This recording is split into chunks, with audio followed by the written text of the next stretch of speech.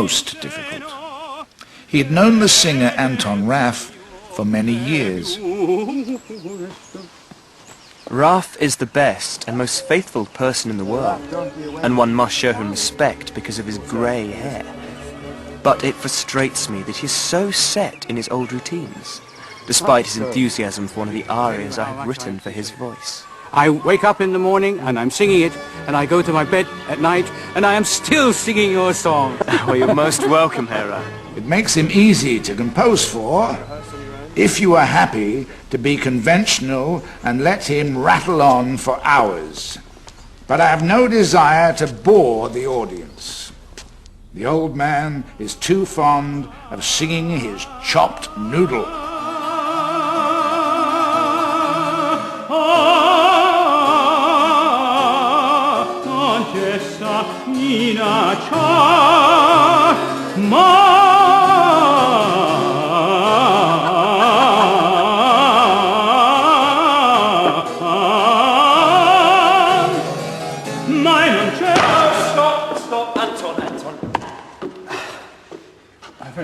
We need to feel your pain, your desperation. In this aria, you're railing against fate. And for that to happen, it must come from within. If it comes from within, then the audience will believe it. And for your actions should be a natural extension of the music. Are you with me? Yes, of course. Good. From the beginning again. His voice is still a lovely thing to hear.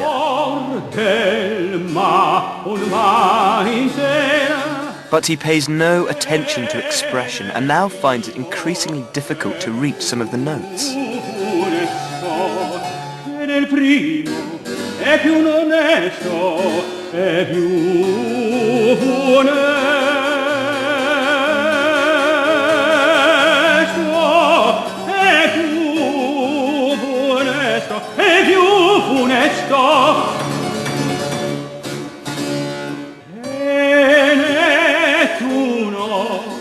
Raff's Fuor del Mar is a typical bravura aria, traditionally designed to show off a singer's virtuosity, hence these elaborately decorated vocal lines.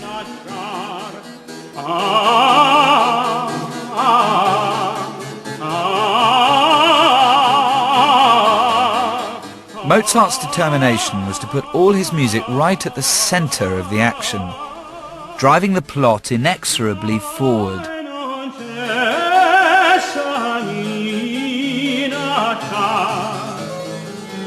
Because of the old man's limitations, he chipped away at the text, so that the singer's limitations became both disguised and made glorious.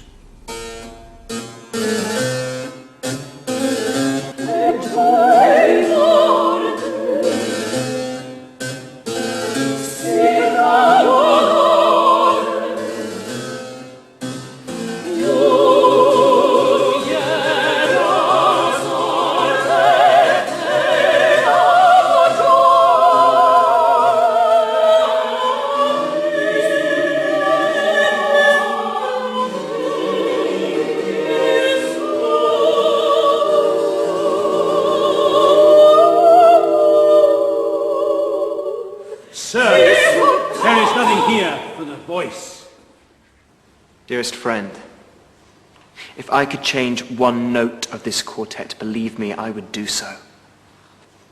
Well, sing it through with the others and you will see that I'm right.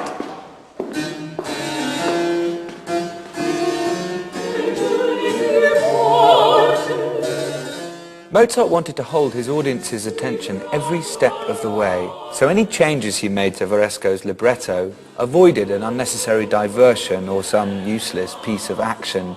The notes and the music must propel the drama at all times. Now, no one had ever behaved before in this fashion in the rather sedate world of opera seria. He wanted scenes to dissolve into each other. So, take the end of Fuor del Mar, for instance. You get... Now that ought to be the end, but it isn't. Chi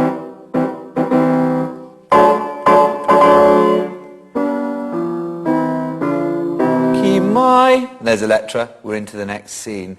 Mozart even said, in his own words, that at the end of the act there should be the greatest possible noise for the shortest possible time, so the audience have no time to cool down before they have to applaud. And his first audience, who invited himself to the last rehearsal, was none other than his patron, the Elector of Bavaria. The last rehearsal was magnificent, and all the music is as it should be, threatening a storm. You can hear the sea, and everybody is now pleased.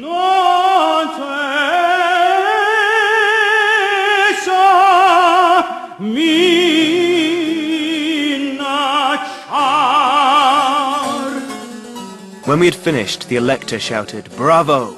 This opera is charming. No music has ever had such an effect on me. It will bring you great honor."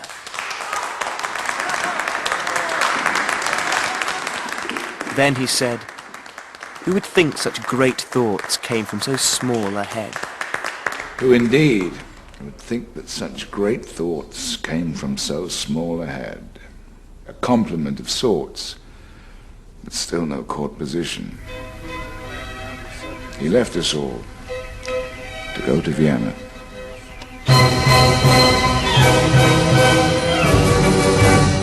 It was here in Vienna, the busy and vivid city which was the political, cultural and economic capital of the Austrian Empire, that Mozart settled for what was to prove to be the last decade of his life. With its vast, knowledgeable audience and 5 thriving theatres, the city will nurture his sense of drama and so enable him to transform the operatic conventions of his day. The final 25 years of the 18th century were a time of political change across Europe. The old aristocracy were in decline, and the middle class were growing more prosperous, more numerous, and developing their own political ideas. And Mozart's decision to base himself in Vienna put him right at the centre of this.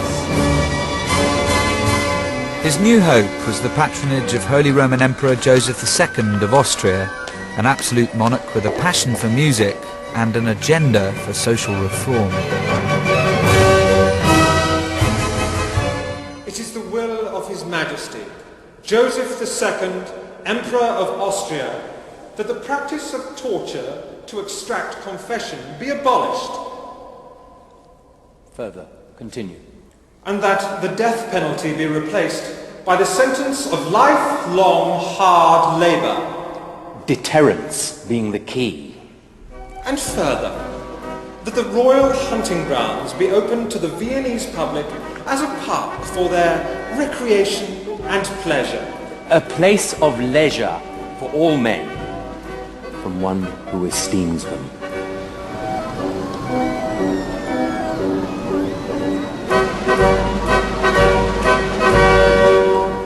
And so, a royal hunting park became a people's paradise.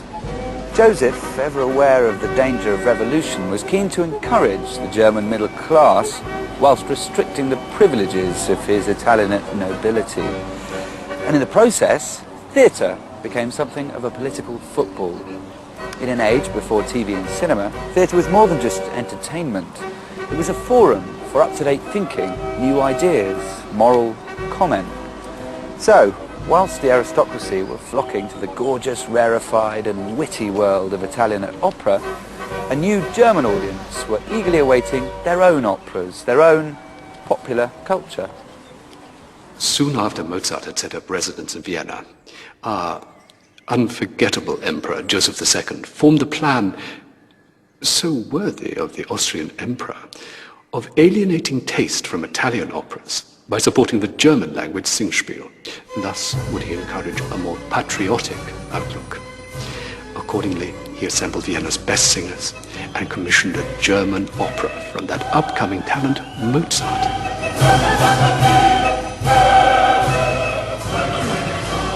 And Mozart was just the man for the job.